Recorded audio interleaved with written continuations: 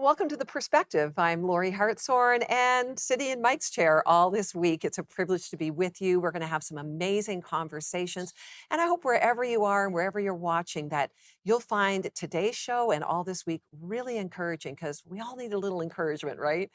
I know that we can feel overwhelmed by so many issues in our world today. And certainly one of them is the rise of poverty that we see really all over the world, but particularly in North America. More and more individuals and families are struggling to make ends meet. You know, it's hard to afford groceries. I was shocked at the price of a loaf of bread the other day, let alone pay for a mortgage. You know, the divide between the haves and the have-nots, well, it's widening. And we used to think that poverty was more of an issue for those maybe in those other countries, not Canada or the US. Yet today, you don't have to look far, do you, in your own town or city to see the number of people on the streets or families that need shelter or care. So many are without jobs and unable to thrive in life. And you might have even said, you know, someone should do something about this. But who? Well, today I want you to meet someone who is doing something about it. Angie Peters is an inspiring and collaborative leader in Toronto's social sector, serving the communities where she grew up. She's the CEO of Young Street Mission and has recently released her book, Just Act. We are the solution to poverty. Yes, you caught it, we. And Angie knows what it feels like to see a problem and to be overwhelmed by it and not know what to do. And in her book, well, she shares practical steps that both you and I can take to become part of the solution. So, welcome to The Perspective, Angie. It's great to have you with us. It's great to be here, Lorie. Thank you for inviting me. Well, Angie, you've worked for many years in poverty reduction, both locally and globally. And for many of us, you know, the real issue of poverty feels overwhelming. So, what was the catalyst behind you writing this amazing book, Just Act? Yeah, I mean, it's a great question. And I think, so as you know, I've been serving at Young Street Mission for a little over 11 years, and we're in the downtown east of Toronto, which has a very high percentage of the population experiencing poverty. And so that's what I do. And during the pandemic, I had this experience where a lot of people were calling me because the pandemic sort of shone a light on the degree to which poverty had grown in our country. And they were surprised by that and they were disturbed by that. And they were all asking, how did it get this bad? And why isn't the system working? And what can I do that would really make a difference? I'm not sure that what I'm doing is really making a difference. And so, in having those conversations and seeking to give people real answers to work with, I realized there wasn't an awful lot out there to help them. There's lots of books that tell a lot of sad stories. And so then they're sad, but they still don't know what to do. There's lots of books that give overwhelming statistics. So then they're sad and they're overwhelmed, but they don't know what to do. And so I thought, there needs to be something practical. There needs to be something that just answers people's questions. I think by and large, if you've never been exposed to poverty, you can't understand what it's like today. So, that makes perfect sense that you wouldn't understand. And so answer people's questions and then really just give a simple roadmap to figure out what, each person is uniquely equipped to do that would have not just a little impact, but a big impact, a generational impact. And so that's why I wrote the book.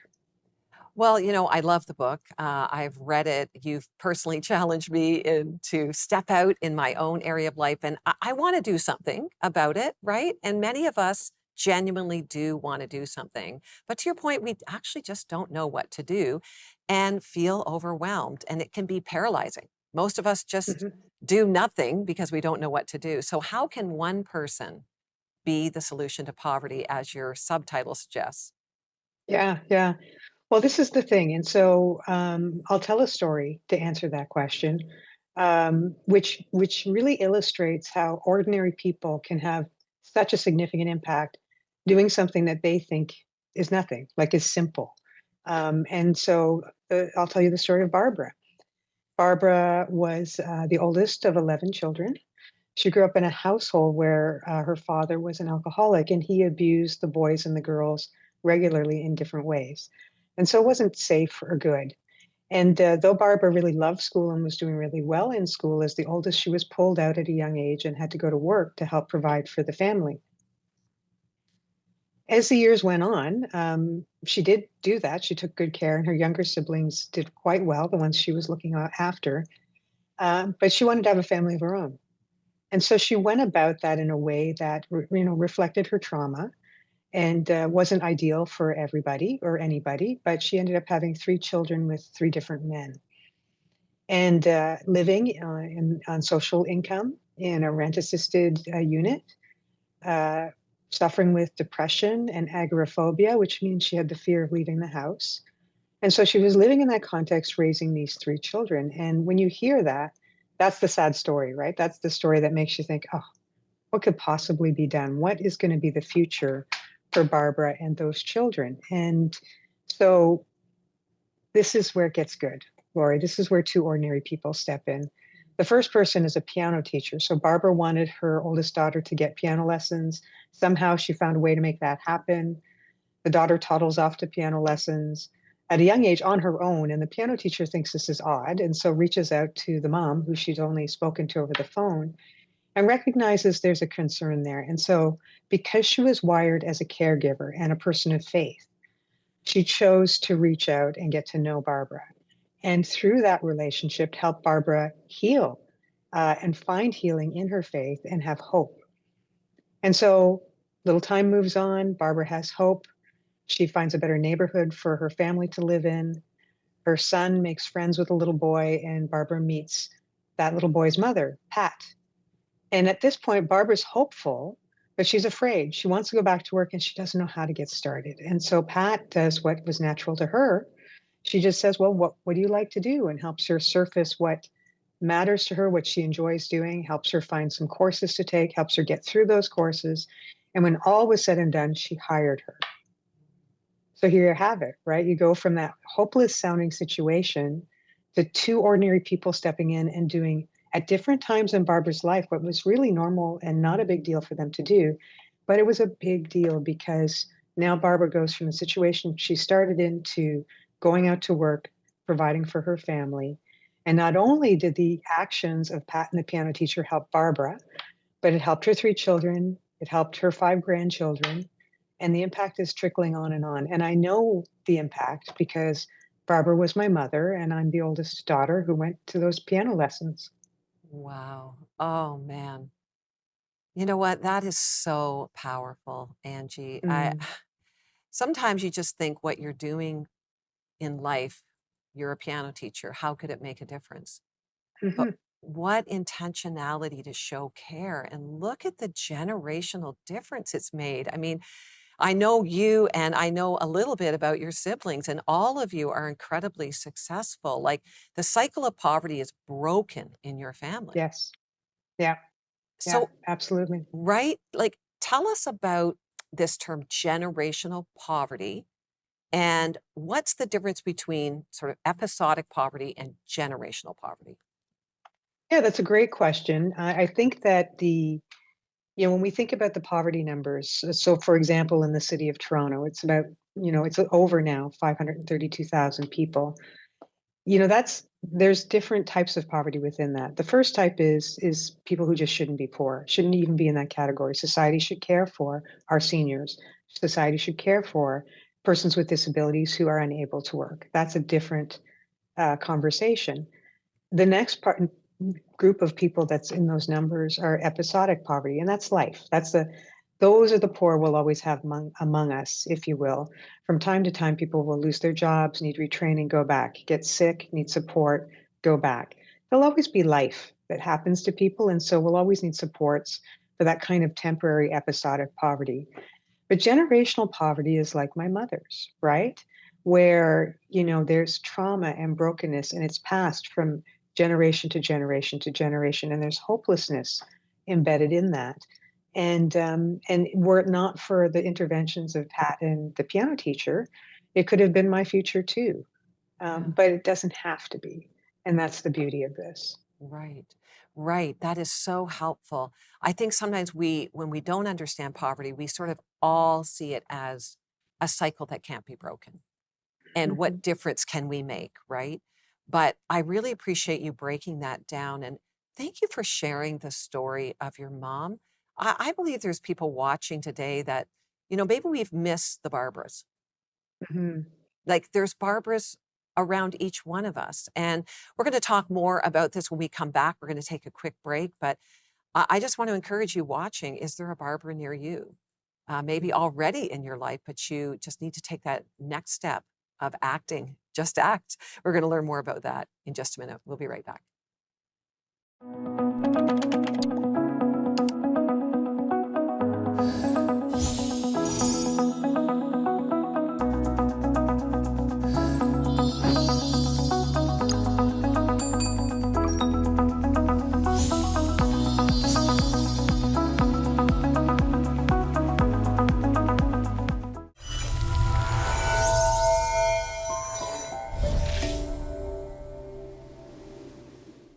Well, welcome back. And we're with Angie Peters, CEO of Young Street Mission. Angie just shared the powerful story of your mom, Barbara, and Mm. how the cycle and generational cycle of poverty was broken in your family. And you believe it can be broken in other families as well. What are some of the deeper needs in people's lives that need to be met for people like Barbara to thrive? Yeah, I mean, it's interesting. It's very basic, the answer to that question. What are the needs in our lives, right? Right. We need to be seen. We need to be valued. We Yeah. need to belong to healthy community. We need to be nurtured or supported when we're in a difficult time. These are the things that we all need, and it's no different for someone experiencing poverty. It just sometimes manifests differently. And we need to believe in people Yeah. first and foremost. I mean, I think that's the main thing. Yeah. Quick story about one of our lived experience leaders that I have the privilege of working with. Lived experience leader just means someone who's currently experiencing poverty who's helping us lead change initiatives in the system. And her name is Melissa. And I got to tell you, this is a person that most people in society would look at and say, she probably just wants to be on aid and doesn't really care. But this woman works so hard. And she had lost custody of her daughter and she was working so hard. And she was on disability support payments, but she was also working part-time jobs. And she worked so hard, did everything right, and regained custody of her daughter. And they were reunited. And boy, did we rejoice with her when that happened. Yeah. And we were believing in her too, and that helped her make those steps and have the courage to do that. But then here's what happened. She started working harder and harder because her daughter needed school supplies, needed a uniform, and she wanted to provide for her and just really care for this reunification with a teenage girl, right? Which is going to be difficult. And so she worked extra hours. And then the day came for a call with her caseworker, who basically said, Melissa, you worked too much last month. We're going to claw back 50% of what you earned out of your support payments. Wow. And so think about that. So what we didn't give her is what we all need, which is a practical path forward, Yes. not a slap on the wrist because you Right. worked too hard. And so what does that do? That was devastating for her. Yeah. It told her it doesn't matter how hard she works, she can't get ahead. And here's the thing, guess who's watching that? Her daughter is watching that. And Right. her daughter is learning that you can't work your way out of poverty. And so, Wow. what kind of decisions is this teenage girl going to make in her life if she thinks she can't get ahead? Yeah. So, I think the other important thing, we need to believe in people and we need to give them a chance. Yes. That's such a good reminder. I think just the simple fact that we all need the same things. Hmm. So to treat those fairly who are either working with us or even those that are in our neighborhood or we pass on the street, we really need to see them as human beings in need of the same things that we're in need of. This is a good reminder. And you talk about in one of your chapters, you talk about that we believe the social support systems in our countries are really our response. Like somehow the system will take care of poverty. Can you address why this should not be the case? Yeah, I mean, I think that we need social support systems. They play a vital role. It's just that, the challenges, they were all just designed, you know, Back in the 40s, actually, based on a Wow. report that was done by Sir William Beveridge in the UK. When you look around westernized societies, all of our social systems are kind of based on that. In Canada, Tommy Douglas started it, but it was based on that model. And we haven't kept them up. Right. They're not working anymore. And so if you look in our province that we're in, Laurie, in Ontario, Canada, if you're receiving social assistance, you're receiving anywhere to between 20 and 60% below the poverty line as your payment. Wow. It's not taking you to the poverty line, it's below the poverty line, which means someone like a Melissa is every day is in survival mode. What Yeah. bill do I pay? What meal do I skip? How do I get from day to day to day? Because what I'm trying to work with is is wholly insufficient just to survive. Yeah. And so the system, it's not bad to have a system, but it's it needs a reboot. It Yeah. just really needs a reboot if it's going to be something that genuinely helps somebody Mhm. stabilize so that they can work and have success and ultimately realize their goals and move out of poverty. Yeah, that's so good. I mean, you shared at your book launch, you shared really significant numbers that stood out to me in regards to like how many people are actually in it's let's take Toronto for instance. Can you break it down a big city like Toronto, which would be similar to Mhm. some big US cities? Break down the numbers for us. We have a sort of a better picture of this problem of poverty and what it looks like. Yeah, for sure. So in Toronto, it's over 530,000 people who are experiencing poverty, and we use the low income measure after taxes as that line. That's where that comes from. And I would say, educated guess, it's really hard to know for sure based on how we track numbers, but approximately 350,000 of those individuals are in this generational poverty category. Right, They're stuck. Um, that sounds like a lot, but Toronto's a city of over 2.5 million people. That means 2 million people aren't poor, right. which means only 18% of us need to decide to help one person. Just be helping one person doing the thing that, if we're like Pat, helping somebody, study and find a job, if we're like the piano teacher, helping somebody find healing in their faith, or a myriad of other examples that are in the book. Yeah, 18% of us just need to do something to help one person and always be helping one person, recognizing they're only one intervention in that person's journey. They don't have to see it through to the end. yeah, Um, and that's part of it, kind of accepting we won't see the end. Like you think about Pat and the piano teacher, they have no idea of the legacy of their choice, but it's huge. yeah. And even 18%, you say, well, that's a lot, Ange, 350,000 people. But if you look at charitable giving and volunteering in this city, there's already 18% that care. That's for sure. And they're the ones that were calling me saying, what can I do that would really make a difference? Yeah. And this is the answer. You know what? That really encouraged me because I thought I could be part of the 18%. I could be part of Right. the 20%. You know what I mean? Like, what Yes. is the just act that I can do? I mean, we only have a minute left here, Angie. Wish we could talk all day. We could talk all day Yeah. about this. But tell me We about, have talked all day about yeah, this. I know. Tell me about the picture on the front of this book, this Yeah. beautiful purple flower, but it's coming out of a concrete crack. Tell me about the Yeah. picture. I think this goes to understanding what poverty is really like. We think that everybody has equal opportunity and we value that. But the truth is, if you've grown up like my mom did, you're planted in concrete. There's an awful lot holding you back. And many of us were planted in rich soil. And so we instantly thrive because we're planted in rich soil. But if you're planted in concrete, there's a lot holding you back. And yet it doesn't. And then look at the resilience of that flower. It's trying anyway. It's trying to thrive in the concrete. And that is the truth about people who are coming from generational poverty. They do care. They do have dreams. They dream just like us. They want the same things. We just need to help chip away some of that concrete. Yeah, I love this. Well, I'm encouraging you to get the book, Just Act. You can buy the book where all books are sold. And it's not just there's incredible stories, but it's a book that will equip you. It will inspire you and equip you to, as Angie unpacks the Just Act cycle.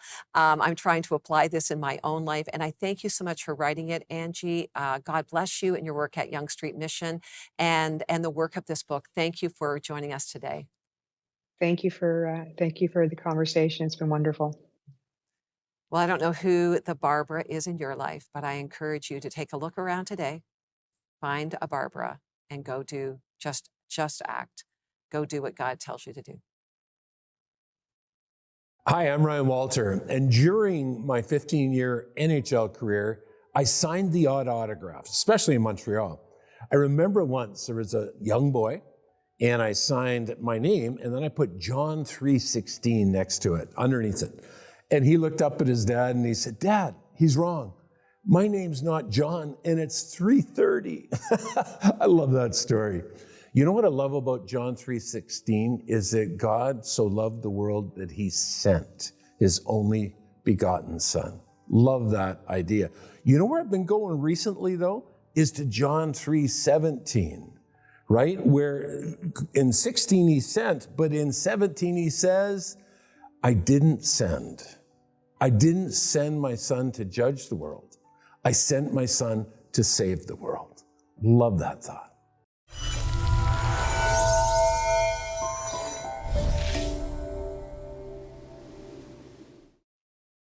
You know, I vividly recall these very simple words: I'm sorry, I love you. After being hurt in a relationship, those simple words, well, they changed everything. Why? Because, well, love heals. You know, we live in a broken world where we get hurt, where we all sin and we need forgiveness. So when we can give and receive love, we can then experience the healing that love brings.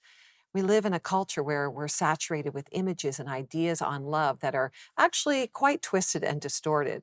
If you look at the first definition given in the dictionary, it simply says, love is an intense feeling or deep affection. In other words, love is what one feels. Well, what if you aren't feeling love? So, how do we know what love really is? What does love actually look like? Well, let's look at 1 John 3:16 because it gives us the answer. It says, "This is how we know what love is. Jesus Christ laid down his life for us." I mean, that seems pretty simple, doesn't it? I mean, it says that we can know what love is. It's not based on an emotion or a feeling, but on an historical proven fact that Jesus Christ, God himself, gave up his life for us, for you and for me. And that's what love is. Love is an act. It's an action from one person to another. Love is a person, and his name is Jesus. And he is the Christ, meaning God. And he shows us what love is through action, you know, the laying down of his very life. This is overwhelming, isn't it? And this doesn't actually feel great, does it? I mean, for anyone to give up their life, in other words, it's a demonstration of a great sacrifice by putting someone else before yourself, of risking it all. Yet, that's love. One said, the world takes us to a silver screen on which flickering images of passion and romance play and says, this is love. But God, well, he takes us to the foot of a tree on which a naked and bloodied man hangs and says, this is love.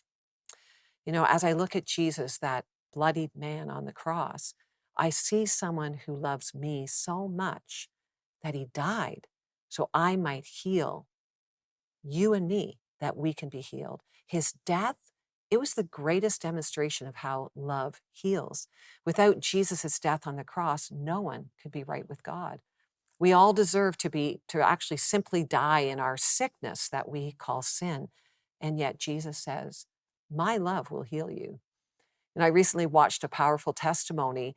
It was a story of this guy named Zach, and his life was in shambles and ruined after drugs and alcohol and addiction and loss. He lost all his money, his job, even his family, and he was at rock bottom. And he cried out to God, and a stranger came to help him. And this stranger clothed him and took him in. And well, Zach experienced a supernatural encounter with God that led him on a journey of healing and freedom from addiction, restored his life again because, well, love heals. And God's love is shown to us through Jesus and through a stranger. God uses us to heal each other when we practically extend his love to others in need. Somehow it heals us when we extend love to others, right? Zach said, love is what heals sickness. Love is what sets prisoners free. And love is what tears down walls. Love is what gave me my life back, Zach said. Love heals. Because of Jesus, our relationship with God is healed. Because of Jesus, our souls are healed. We become whole and we're given a new nature. Because of Jesus, our bodies can be healed. And one day we'll get a brand new one. So that's great news. And because of Jesus, our emotions can be healed. Our minds can be healed. Because of Jesus, our relationships can be healed. We're reminded again and again throughout scripture that we're to follow Jesus' example and give love to others sacrificially, generously, undeserving, grace filled love, whether we feel like it or not. In the very next verses in 1 John 3:16 and 18, they go on to say, and we ought to lay down our lives for our brothers and sisters. If anyone has material possessions and sees a brother or sister in need but has no pity on them, how can the love of God be in that person? Dear children, let us not love with words or speech, but with actions and in truth. I love this. Love heals. Love is an action, but we must be willing to demonstrate love to others, just like Jesus did for us by laying down his life. Can you think of someone today that you can show love to, bring healing to? Maybe it's a simple, I'm sorry, I love you. Maybe it's giving up your time or resources to help others. Perhaps it's looking for ways to help out, to pitch in or help carry a burden. Love heals when we act. So let's be people of love today.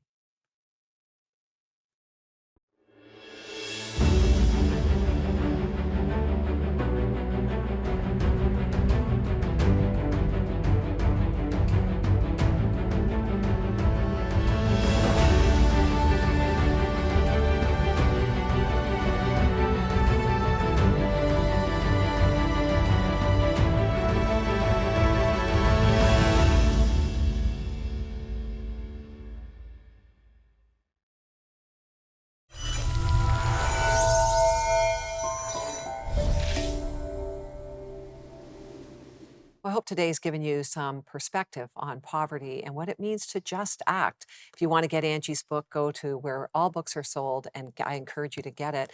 And you can't give what you don't have. And so if you want to show love to others, you need to receive love for yourself. And maybe you need some prayer.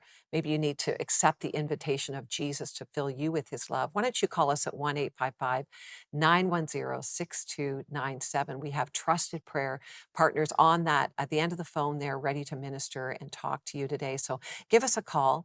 Thank you for joining us at The Perspective today. I hope that you're going to find a barber in your life, that you're going to just act today, and let's go and share love with others, because we do know that love heals. God bless you. Thanks for watching.